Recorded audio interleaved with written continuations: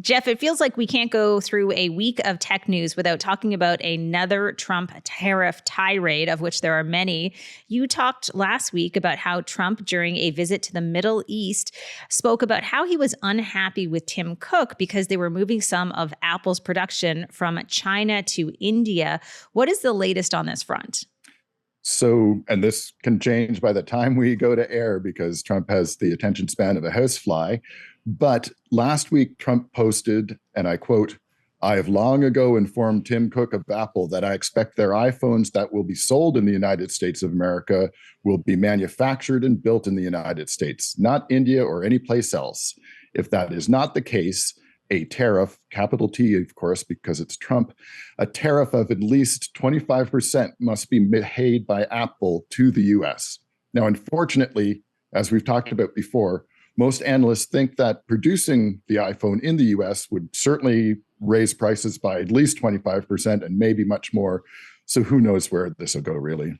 Well, Jeff, I have to say, I think when it's tariff with a capital T, it means ultra big, huge tariff. Just so you know, Beautiful tariff. Beautiful tariff. I totally agree. I really feel for those companies that have to navigate this ever-changing tariff landscape. I think it's fair to say that this on and off again approach that President Trump is taking, it leads to so much uncertainty and so many businesses not really sure which way to proceed. And this is far from the only instance of Trump who is kind of shifting his opinion about tariffs along with the winds. And it's similar in some ways if you think back to earlier this year when there was so much talk of potentially President Trump banning TikTok in America. And of course, like many things, that didn't happen. No, he turned that right around. And so he's come a long way from wanting TikTok to be removed from the United States. I actually think his original assessment that TikTok has to go was the right one, especially when I see the regular stories of young people doing insane things that are the results of TikTok challenges. Yeah, there have been so many TikTok challenges over the past few years, and many of them have been dangerous. But this one is just mind-boggling.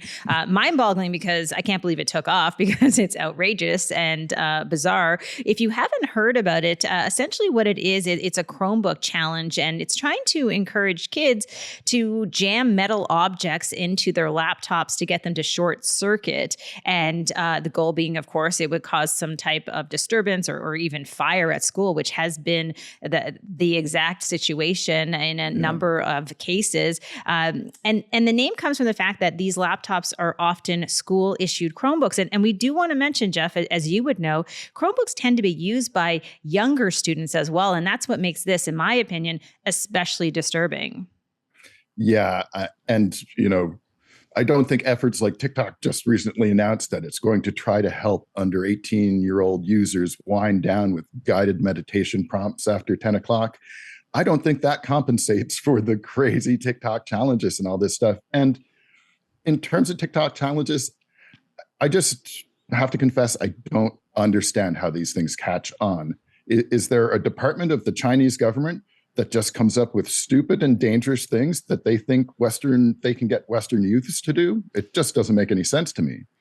Well, it is absolutely disturbing, and especially the source of some of these challenges. And I think you really hit the nail on the head in terms of wondering where exactly does this stuff come from? I mean, most of them are outrageous, they're childish, and in many cases, they are also dangerous. So that is especially disturbing, and we don't really know the source of them. More importantly, I think to that end is that, of course, you would expect with these challenges that they should be shut down right away, right? If these challenges are out there, why are they not banned, knowing that they could potentially be dangerous?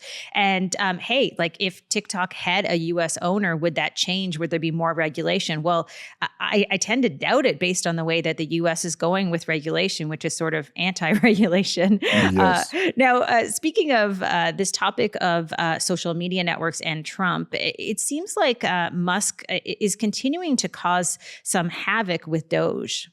Yeah, the latest thing is how Musk's team at Doge is expanding their use of his AI chatbot, Grok, in analyzing U.S. federal government data.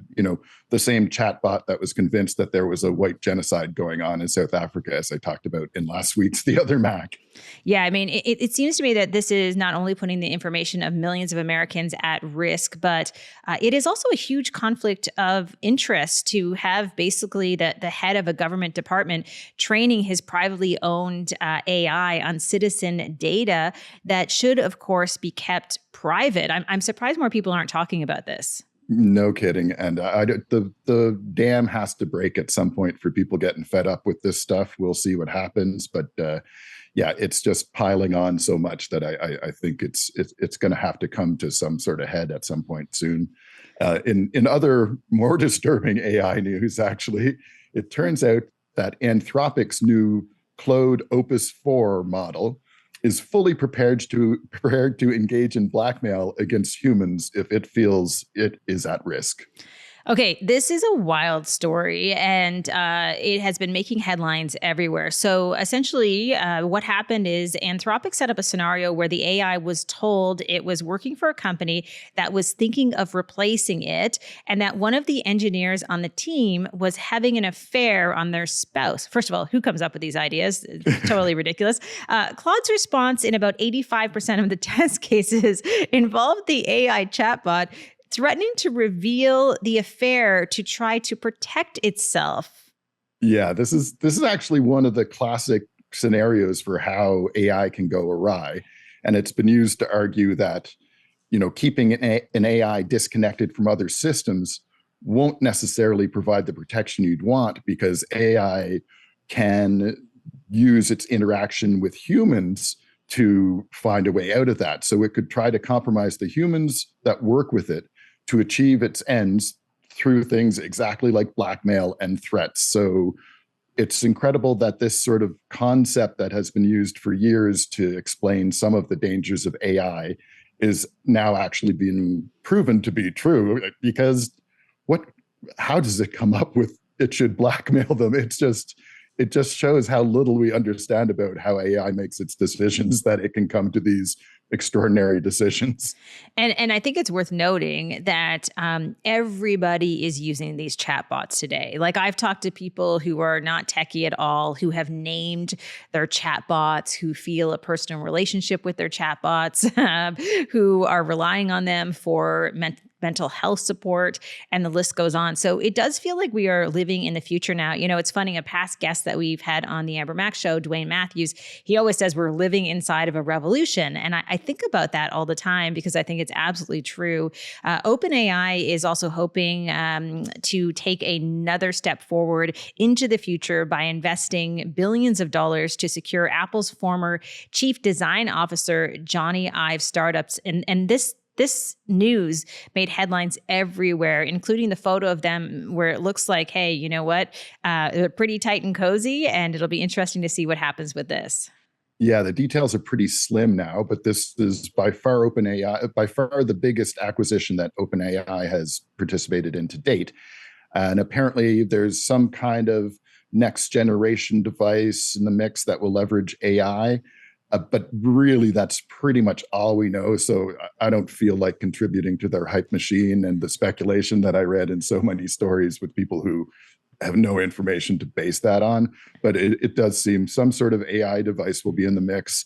AI will be playing a major role. It's not supposed to be an iPhone replacement, but an additional kind of thing. So really, that's pretty much all we know. So I'll leave it at that, except to note that Humane AI, which sounds like a device kind of like this, which was also founded by former Apple execs.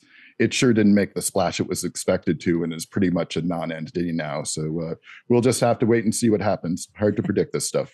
I love that you're not buying into the hype of this new OpenAI device, because I've even seen people, I think, use AI to basically design what they imagine the device would be. And then all of a sudden those images are circulating. So you make a good point that we're not really sure what is happening.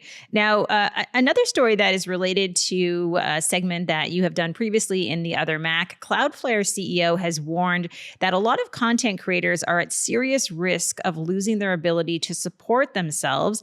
And this is all because of AI search. Yeah, so the warning is basically around how content creators who rely on subscription and ad revenue are going to find themselves missing out on a ton of web traffic that would previously have been delivered by search engines to their sites by people going through Google. But now we've got AI search embedded in Google and other places, and that AI search is able to answer more and more queries without sending the user anyplace else. So people are doing these searches, they're getting the AI answer right there at google.com, basically. And so they never go to your site.